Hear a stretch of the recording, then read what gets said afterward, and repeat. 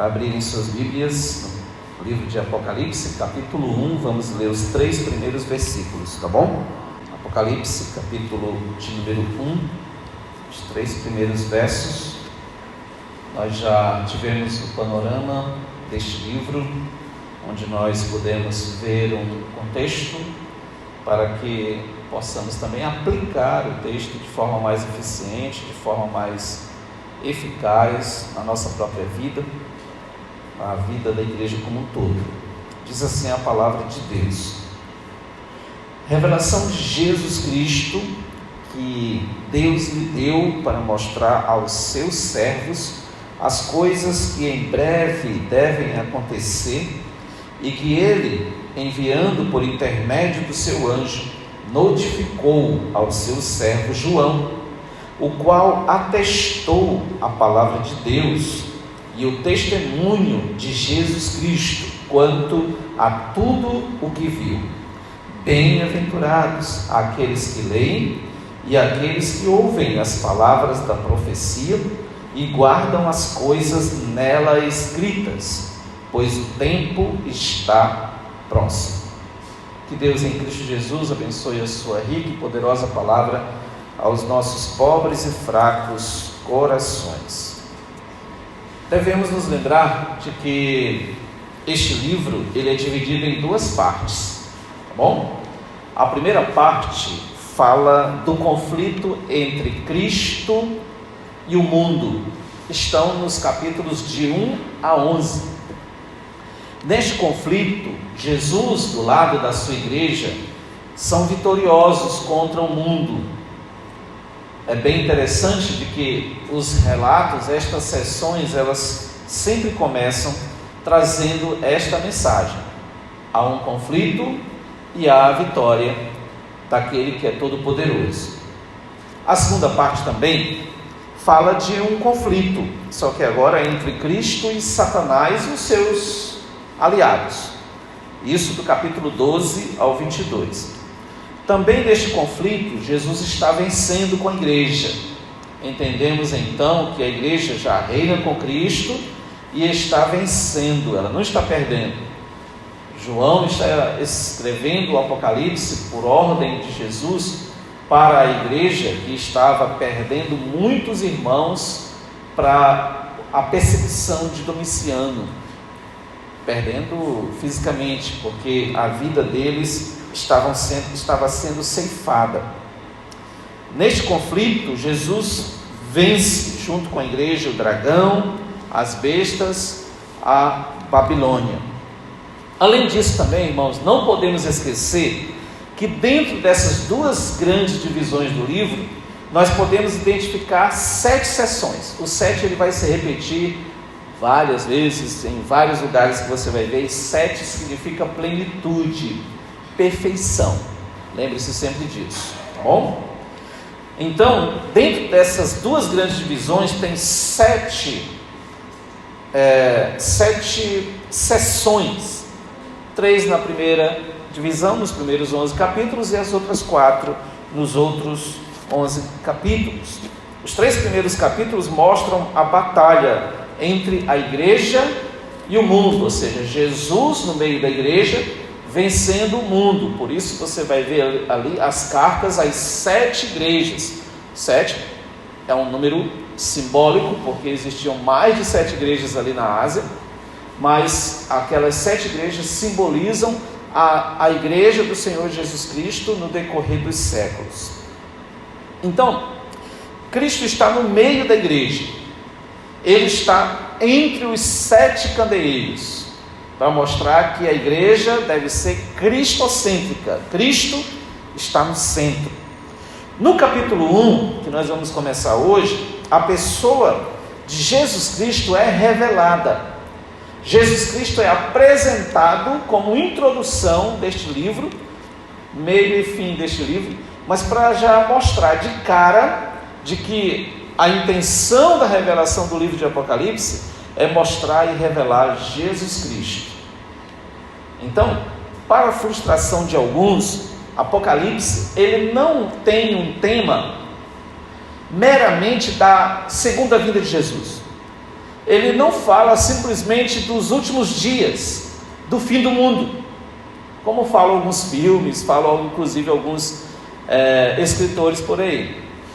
Apocalipse, na verdade, tem um outro tema principal, fala também da segunda vinda de Jesus, fala muito da segunda vinda de Jesus, mas tem um tema principal, que esse tema principal vai ser decorrido, falei na primeira mensagem e vai ser decorrido nas outras mensagens, mas fala de Cristo e sua igreja vitoriosos, tá bom?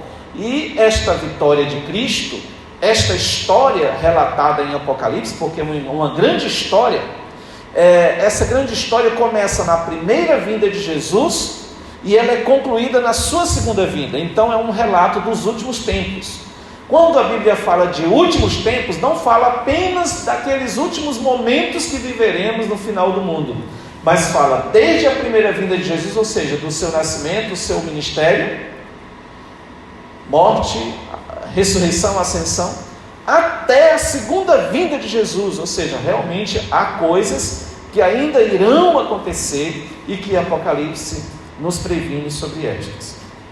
No texto que nós lemos, nesses 3 versículos, nós podemos destacar 3 coisas.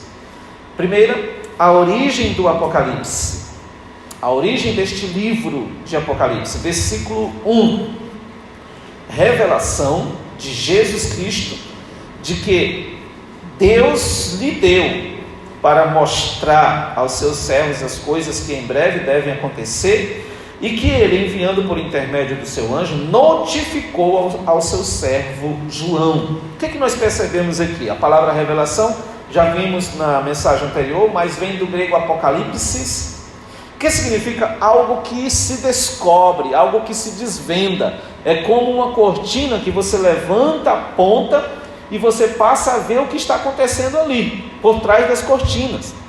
Apocalipse é isso, é como se Deus estivesse levantando a cortina aqui para mostrar para João uma série de acontecimentos que já haviam ocorrido e estavam ocorrendo e que ainda ocorreriam.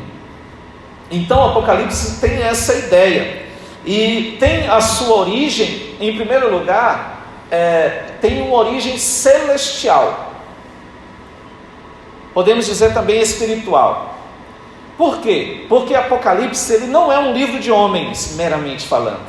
Ele não foi criado por uma pessoa de uma mente brilhante, porque você vê uma literatura aqui que até hoje as pessoas ficam boquiabertas. O melhor professor de literatura fica boquiaberto com este método literário apocalíptico. Mas é muito mais do que isso. E de quem é então, pastor? É de Jesus Cristo, é uma revelação. É por isso essa palavra Apocalipse é o título do livro, a primeira palavra do livro, revelação. Apocalipse significa revelação. Por isso, de forma bem técnica, eu posso dizer que hoje nós estamos tendo uma amostragem da revelação de Jesus Cristo. Essa revelação, ela não é de homens, ela é de Jesus Cristo. Tanto é ele o originador da origem, nasceu dele, como também ele é o conteúdo desta revelação. O título deste livro pode significar que Jesus apresenta revelação sobre ele mesmo. Tanto é o objeto quanto o conteúdo desta revelação. Mas por quem foi apresentado? Ou seja, e o texto continua dizendo que Deus lhe deu. Imaginem a cena, é Deus, o Pai, dando uma revelação para Jesus Cristo, para que Jesus Cristo, então, de alguma forma, faça isso chegar à sua igreja. Jesus Cristo recebe a tarefa de mostrá-la na forma de uma série de ilustrações, uma série de figuras, uma série de símbolos. Ou seja, é como os pedagogos, os professores falam hoje, né? A respeito do lúdico. Apocalipse ele trabalha com o lúdico, trazendo ilustrações, figuras, para que a pessoa idealize aquilo que de fato está sendo dito. Então você não pode ler o Apocalipse sem interpretar aquilo ali de forma figurativa e não literal, e não ao pé da letra, mas interpretá-lo como figuras. Mas isso acontece também porque Deus entregou para Jesus, e essa mensagem veio por meio ou por intermédio de um anjo.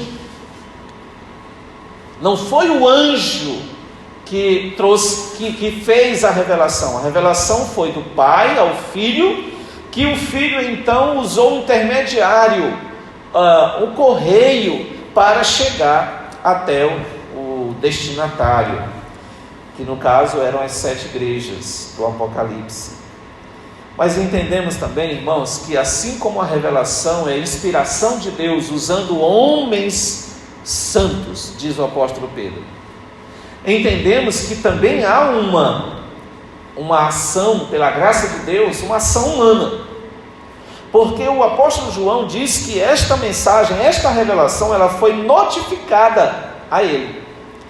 Notificou ao seu servo João. Ele se caracteriza como servo, não como apóstolo, mas como alguém que está servindo, que está prestando um serviço a Deus.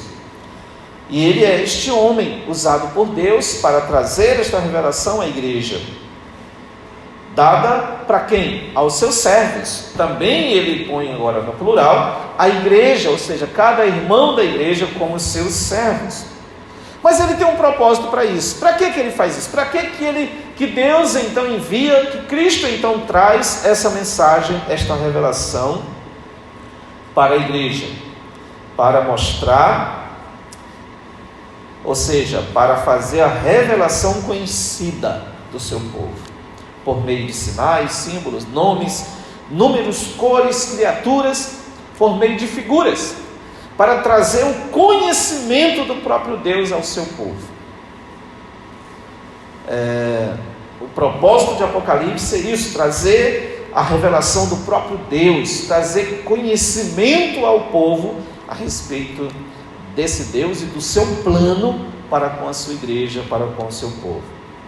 Veja que ele diz que estas coisas que ele está revelando, elas em breve acontecerão.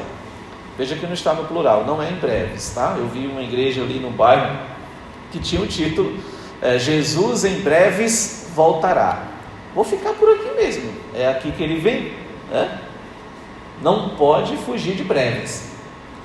E vamos atrair os clientes para breves. Mas não é isso.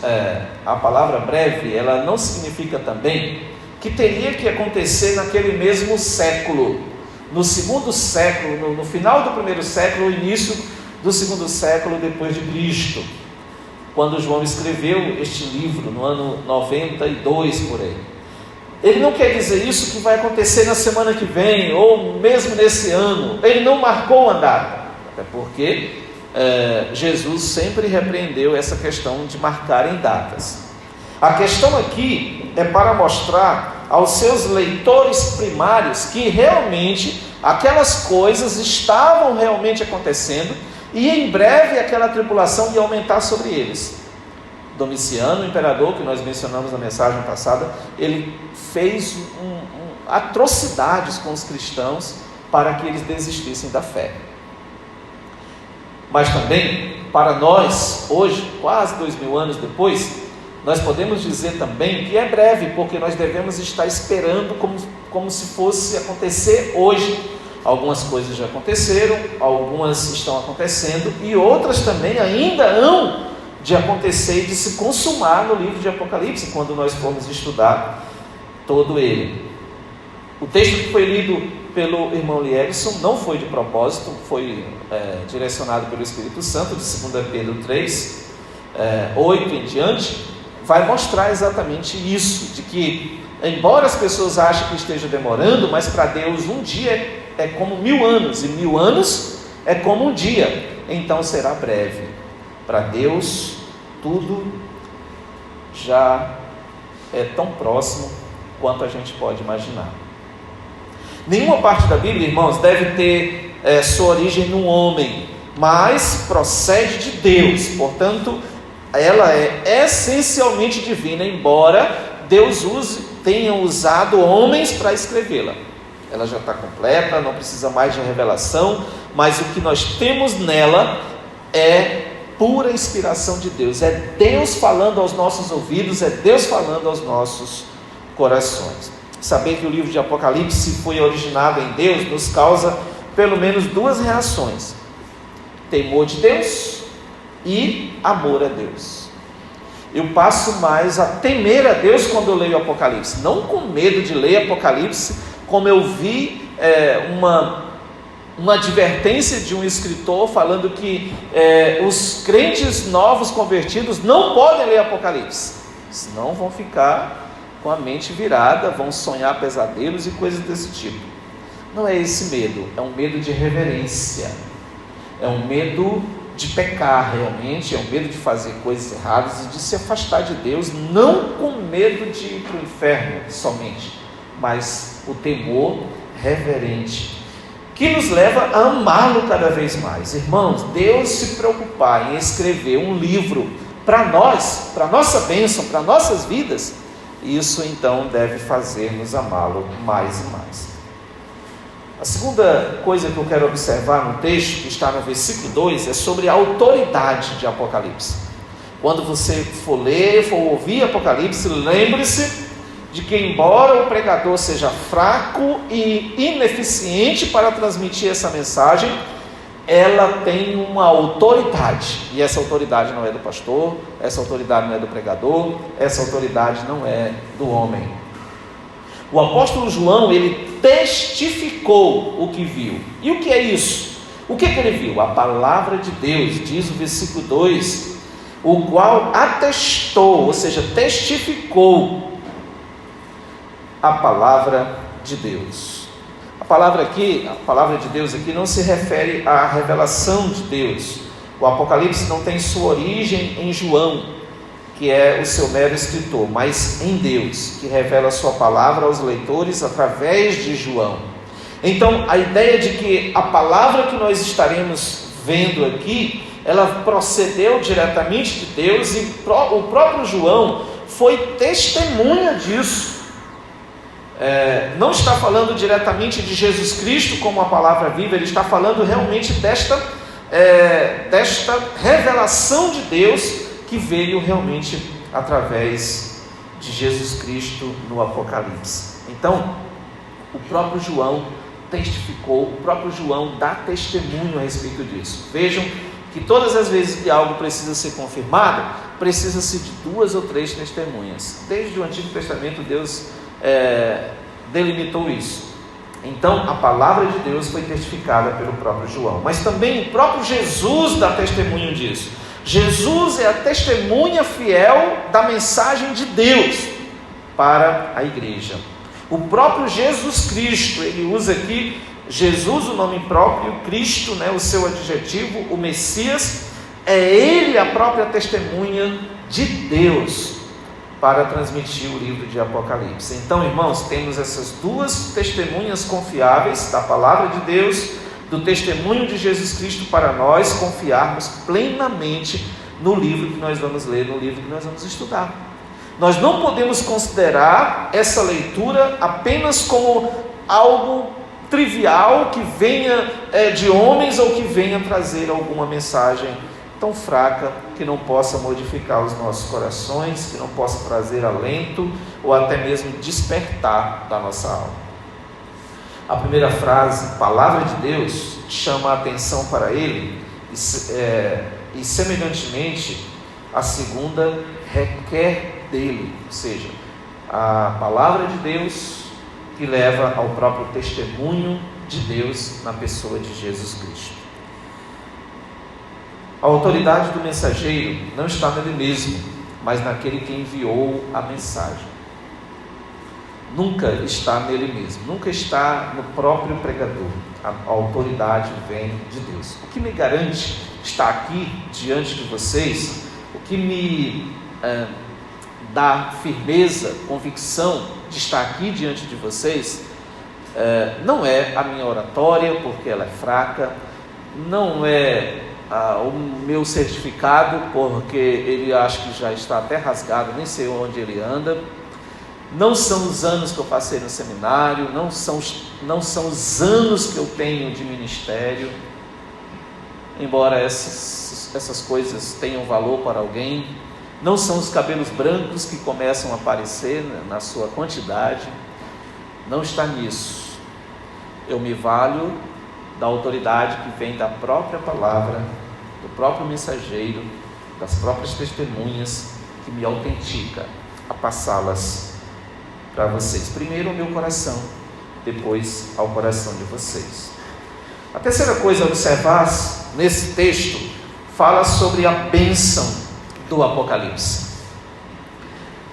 Está no verso 3, como eu disse, que diz assim: bem-aventurados aqueles que leem e aqueles que ouvem as palavras da profecia e guardam as coisas nelas escritas, pois o tempo está próximo. Este livro abençoa, tornando as pessoas bem-aventuradas. Coisa boa, né?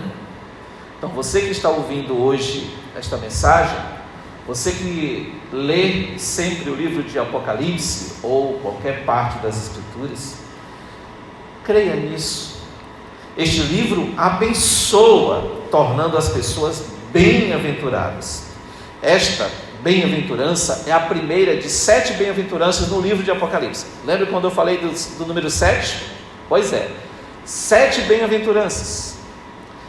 7 bem-aventuranças no livro de Apocalipse, capítulo 1, versículo 3, capítulo 14, versículo 13, 16, 15, 19, 9, 20, versículo 6, 22, versículo 7 e 14. 7 bem-aventuranças, com o propósito de abençoar, de tornar feliz aquele que se apossa da palavra de Apocalipse. Isto acontece, irmãos, de forma tríplice.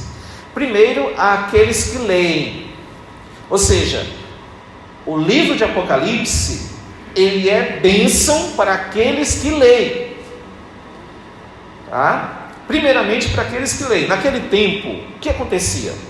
O líder da igreja, ele recebia um rolo, né, que na época ali eram escritos em rolos, era caríssimo um rolo daquele, não era qualquer um que tinha condições de obter um rolo daquele. Ele recebia rolos onde estava escrito o livro, e então ele recebia aquele rolo, não tinha várias cópias, igual hoje nós temos várias cópias da Sociedade Bíblica Brasileira, várias cópias da Bíblia, mas naquela época era parte por parte, rolos, e estes rolos chegavam ao líder da igreja, ao pastor da igreja, ao presbítero da igreja. Então ele lia aquele livro diante da igreja no culto público. Na hora do culto ele lia reverentemente aquele livro.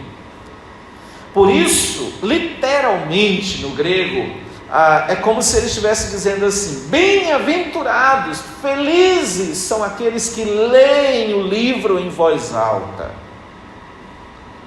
Bem-aventurados.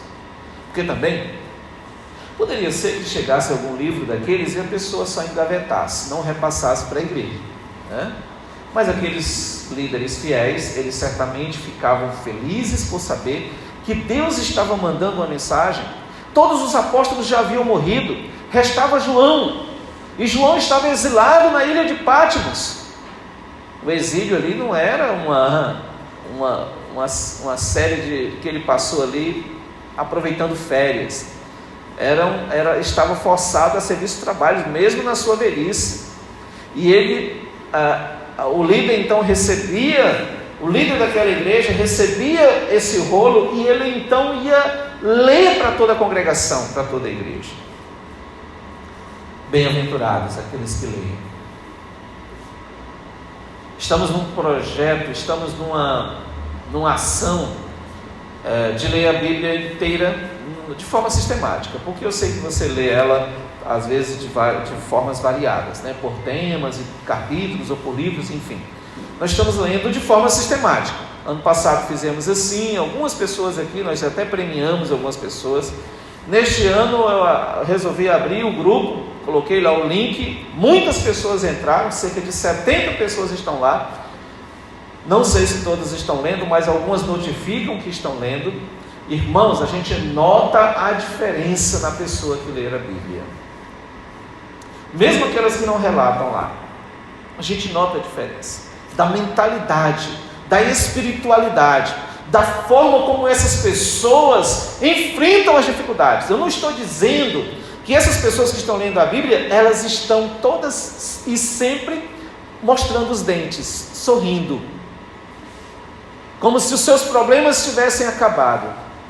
Não estou dizendo isso. Estou dizendo que mesmo no meio das tribulações, mesmo no meio das angústias, essas pessoas estão alicerçadas, porque elas estão se degustando da palavra. Você lê a sua Bíblia? Quantas Bíblias você tem em casa, no seu celular? Você lê mesmo a sua Bíblia? Você faz de conta? Você lê aqui, no culto. Se você deixa para ler só aqui, o galardão vai ser mais do dirigente que lê a Bíblia aqui com você do que seu, porque ele está fazendo você ler. Então leia a Bíblia. Bem-aventurados, felizes aqueles que leem. Mas também a segunda forma que essa bênção se transfere à igreja é àqueles que ouvem. A congregação ouvia atentamente o que o seu pastor lia, entendendo como uma mensagem direta de Deus, não só do apóstolo João, não só do seu anjo, do seu pastor, que a gente vai ver o anjo lá significa o seu líder, o seu pastor, mas diretamente de Deus. Quando você ouve a Bíblia, quando você ouve pregações, mensagens, estudos, você está entendendo que é Deus mesmo que está falando com você. Você esquece a voz do interlocutor e então entende que é Deus que está falando ao seu coração. É isso que o texto está dizendo. Bem-aventurados aqueles que leem e aqueles que ouvem as palavras da profecia. O termo profecia aqui aparece 7 vezes também no Apocalipse. Capítulo 1, 3, 11, 6, 19, 10, 22, 7 e 10, 18 e 19. 7 vezes. Mas não se refere necessariamente a predições, ele prevendo um futuro. Tá bom? Porque hoje a ideia de profeta, de profecia, é que está prevendo o futuro, uma tragédia na vida dos outros. Olha, tua moto vai furar o pneu, olha, vai acontecer isso de mal contigo, se tu não pagares para eu fazer uma oração para ti, vai acontecer isso. Mas se você pagar a oferta, aí eu oro e o negócio, o milagre acontece. Não é esse tipo de profecia que está aqui, não é no sentido preditivo, de prever o futuro. Profecia neste livro se relaciona a Deus, que através de seus mensageiros faz sua vontade conhecida do seu povo.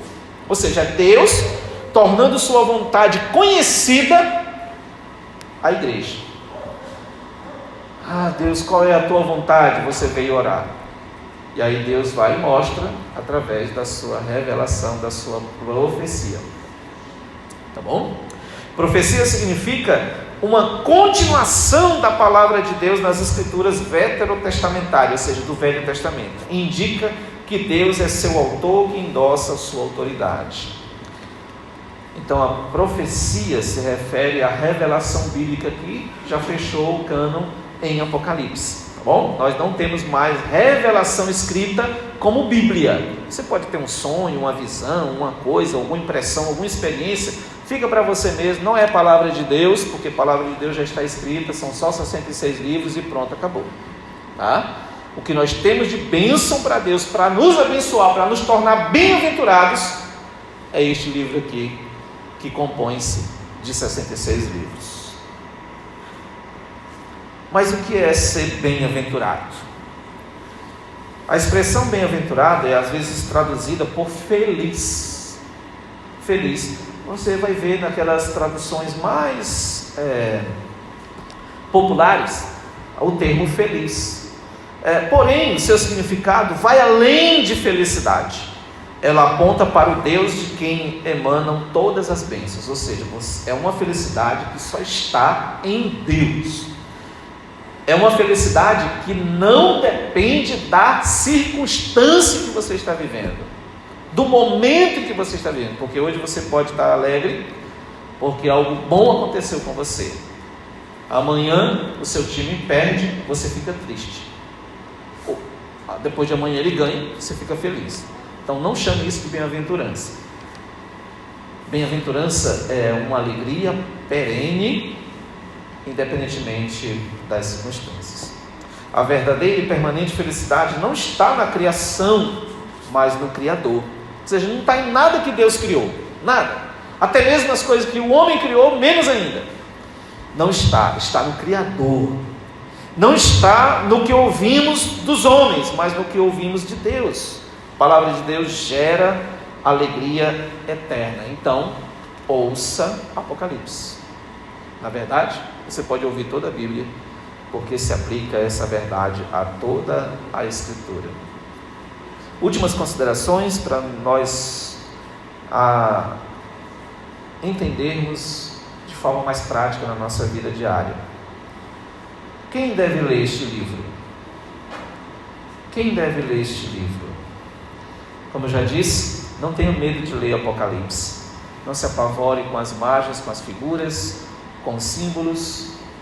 Não é só para gente experiente, não é só para pastor ou seminarista ler esse livro. Esse livro é para todo crente, porque ele traz alegria ao verdadeiro crente. É verdade, ele traz umas mensagens pesadas de juízo para aqueles que não querem Jesus, mas é uma mensagem maravilhosa de conforto, de vitória, porque do início ao fim, Cristo está conosco nos trazendo vitória. E de quem é a mensagem? Saber disso levará você a rejeitar ou aceitar com muito apreço essa mensagem. De quem é essa revelação? De quem é essa mensagem do Apocalipse? É apenas de um livro? É apenas uma mensagem de homens? Vai depender, isso vai levar você a aceitar ou rejeitar os benefícios e a felicidade dela. E por último, em que está a sua alegria? Em que está baseada a sua alegria? No seu esposo, na sua esposa? No dinheiro? Nos seus bens materiais? Até mesmo naquela bênção que você recebeu na última semana? Em que está baseada a sua verdadeira alegria? Seja sincero, por favor. Não se engane, não engane a si mesmo. A palavra de Deus pode acabar com sua tristeza da alma. Ela tem esse poder. Ela pode acabar com aquele vazio que você tenta suprir da sua própria forma, da sua própria maneira, talvez querendo ganhar mais dinheiro, talvez ocupando o seu tempo trabalhando para se enriquecer, talvez se envolvendo mais no lazer, no esporte, talvez se envolvendo até mesmo com, eu falei de coisas lícitas e coisas boas, talvez tentando se satisfazer em pessoas, mas talvez em coisas ilícitas, como bebidas, drogas, sexo ilícito. Deus pode acabar com essa sua tristeza apenas em você ler, crendo que é Deus que está falando aqui em Apocalipse. Além disso, ela pode causar um verdadeiro contentamento na sua alma, no seu coração. Os prazeres do mundo, os prazeres da carne, os prazeres que o diabo oferece são destruídos quando você der o real valor ao Apocalipse, às Sagradas Escrituras. Você pode orar comigo? Feche os seus olhos.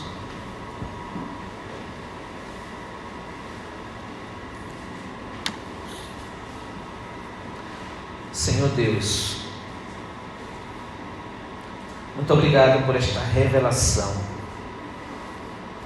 que chegou até nós, chegou a esta igreja, e nós podemos lê-la quantas vezes quisermos, e nós podemos ouvi-la sendo pregada com fidelidade. Obrigado, Deus. Obrigado por ter nos enviado esta revelação.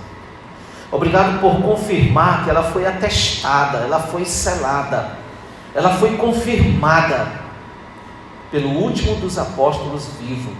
foi confirmada pelo próprio Senhor Jesus Cristo. Ele é testemunha viva desta veracidade, desta autoridade bíblica diante dos nossos olhos. Então podemos ter certeza de que é o Senhor de fato que está falando conosco. Obrigado, Deus. Obrigado, Senhor, porque estas palavras da profecia que são lidas, que são ouvidas e que são guardadas com fidelidade, em obediência fiel. Obrigado, Deus, porque estas palavras, elas nos tornam bem-aventurados, felizes de verdade na pessoa de Cristo. Que possamos experimentar, Deus, cada vez mais esta alegria, esta felicidade que nada no mundo pode substituir. Obrigado, nós te louvamos em nome de Jesus. Amém.